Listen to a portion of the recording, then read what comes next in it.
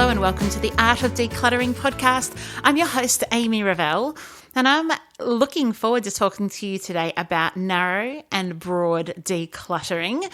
This topic came to me as I was driving to see a client in Blairgowrie, about an hour and a half away from me. And so what I did is I actually tried to record a podcast while I was driving. And then I listened back to it and realized you can't record a podcast while you're driving on your hands-free, driving down the freeway at 100 kilometers an hour with traffic and motorbikes and blinkers and everything happening. Not only because I thought, actually, I'm not sure that that's a good example to set to children and people learning to drive, but also it was really, really noisy. So what I've done is I've kind of taken those thoughts and I'm bringing them to you today. I've had quite a few examples of this broad versus narrow decluttering in the last couple of weeks with clients of my own, in my own house, and also helping Cal in his work office. And I thought it's actually a really good thing. Sometimes when I'm thinking about different ways that we can declutter, I find that it's helpful to put words and expressions to things that you might naturally do anyway. So I think really naturally we do broad versus narrow decluttering, simply because when you're going into a room and you're just kind of trying to get the big things out or just do an oversight declutter, that's your broad. And then when you're wanting to do narrow, it's like, well, I'm going to go through every single piece of cutlery versus I'm just going to make sure that the big items in the kitchen work. And I think what it does is it means that every time you kind of add a tool to your toolkit, which is what I want to do, is I want to equip you to be an incredible declutterer so that you can experience freedom from clutter and live an intentional life, do the things you love, and ultimately spend less time decluttering. Because decluttering, as much as I find it fun, most people don't want to spend their spare time or their profession decluttering. You actually want to go live your life, do the amazing things that you want to do, spend time with the people that you love, do activities that you enjoy, do life-giving things, volunteer. And so how can I help you to have your decluttering tool belt equipped? And broad versus narrow decluttering is one of them. So I would describe it this way. Broad decluttering is like, what are the immediate and the easy wins? What are the easy decisions? What's the cream off the top when you're decluttering? So let me give you an example of what that will look like in just a second. But the narrow decluttering is about going into a category or into a space and going through every single little thing. So narrow is all about going, okay, I'm going to really make sure that I've gone deep and I'm going to get rid of, or go through everything, versus broad, which is that overarching picture, maybe looking at a whole space. Here's a couple of examples of where I've seen it play out in the last couple of weeks. 2 days ago, I was working with a lovely family and we've been working throughout their house, and we knew that this week we were going to deal with toys, craft, puzzles, and games. So really all of the things that the kids are going to be using, what they found was that it kind of was spread out all over the house. So there was games in kind of 3 spaces. Yep. There were toys in pretty much every room. Oh, and we did kids' books as well.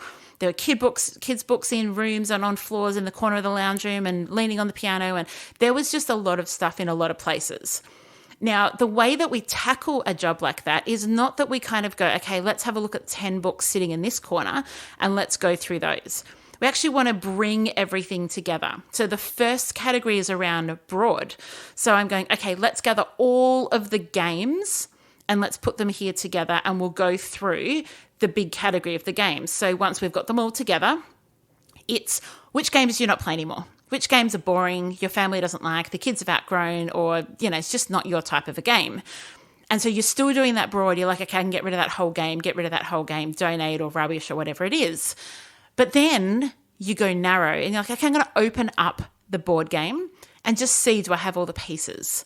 And so that narrow decluttering is really working in the minutiae of things, and it is also really helpful. Now, you can do it the other way around. You can make your decisions based on the narrow. So you can find a board game, irrespective of every other board game that you own, open it up and check if it's got all the pieces. And if it doesn't, you might choose to get rid of it. So you can go narrow first or go broad first, but they're quite different. Let me explain it in a different situation. On Wednesday night, I was with Cal and we'd gone out for dinner and we popped into his office and he was about to run a course. So we're just sitting in his office and this is his office at work. And I just said to him, like, oh, I really want to rearrange and declutter and organize your office. He's only been there a couple of months, and he's kind of just inherited a lot of the furniture layout, the stationery, the officey things. And so as much as I wanted to go narrow, as much as I wanted to say, like, what's in this folder? How can I help you organize your resources? We just went broad. So where does the filing cabinet need to live? What's the organizational side of this? And we looked really, really broadly and didn't go through anything that was kind of small and detailed. So we just made sure that all of his stationery was in his drawers, but we didn't actually go through the drawers. Okay, so we're going broad. There was some big butcher's paper things. Like, broad is often about looking at what's large in the space and where can I get the biggest bang for my buck. And I'm going to give you a couple of the examples of that biggest bang for your buck in just a sec. Let's go to a break and let's come back and kind of give examples, and I'll give you some tips that you can implement today and do broad or narrow decluttering.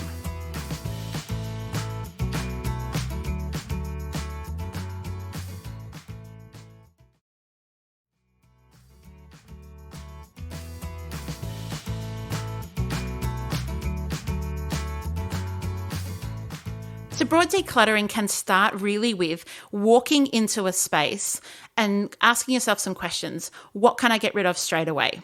What are some big items that are making this space feel cluttered or don't belong in this space? If you walk into a room, in fact, I did this with a client the other day. So we walked into a room and there were lots of packing boxes that were all like 3/4 full. So they'd been opened, and things had been pulled out, and then other things had been put back in, but none of them were fully packed and none of them were categorized or being used very well. So we actually just took like 2 big packing boxes and combined it into one, and all of a sudden we had one packing box we could pack down and remove.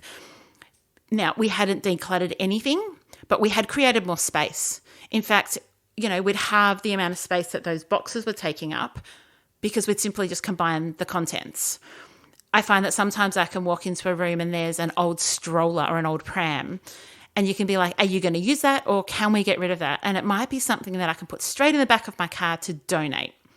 Sometimes it's that there's furniture that you're actually not using anymore, and it might be a set of drawers that has a few things in the drawers.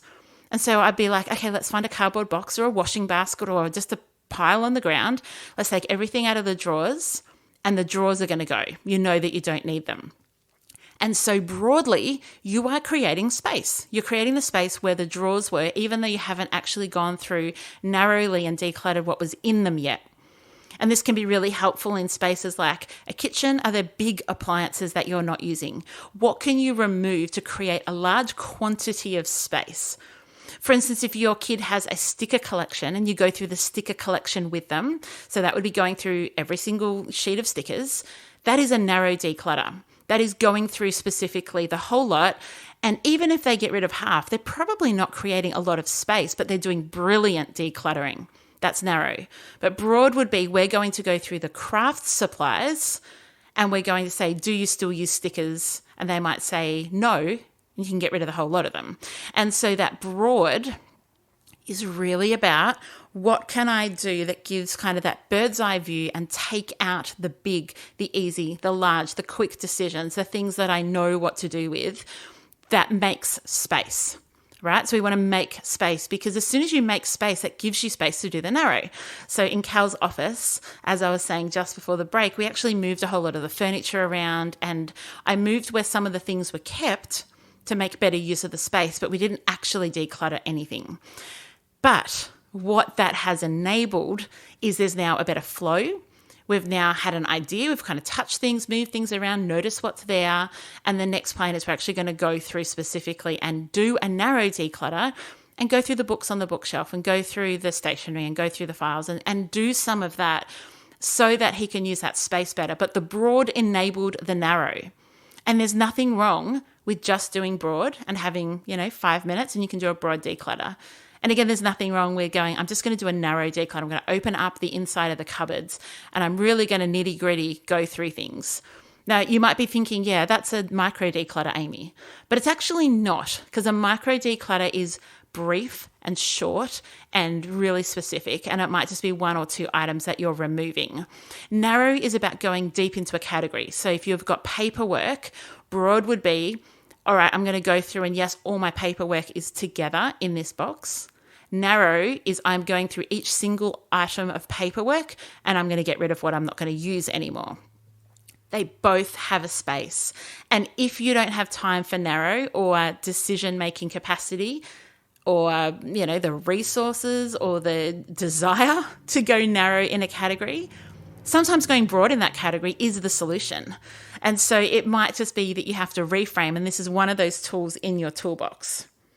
The other one that I wanted to describe to you in terms of broad and narrow, I've just forgotten what I was going to tell you about. There was another example of a client. Oh, I know what it was. Yes.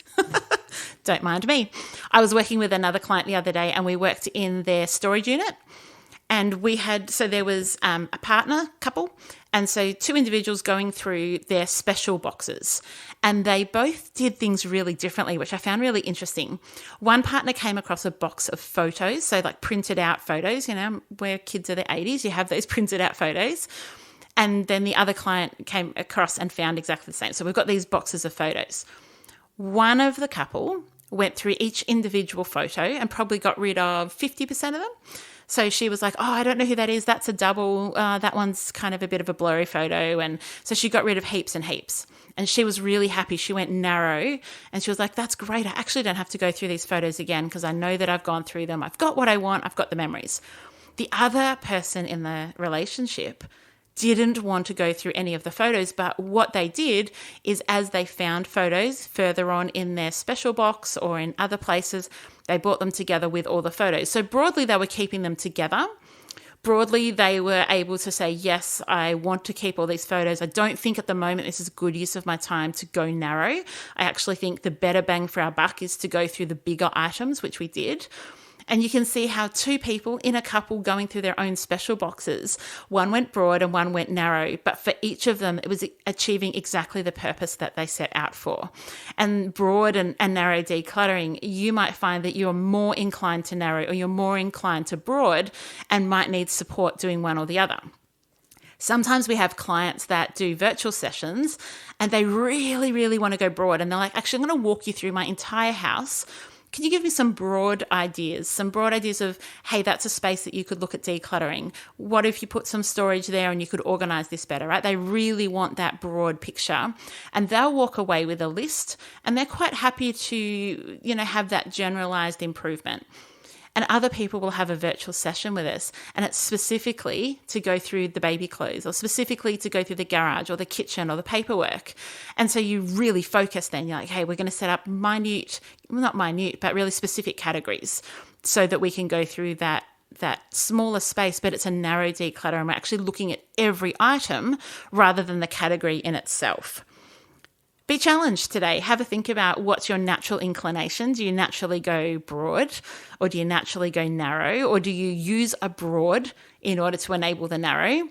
And do you need support? And maybe you've got a kid that's great at the broad but finds the narrow really overwhelming. Or maybe someone that you're living with needs help in the narrow.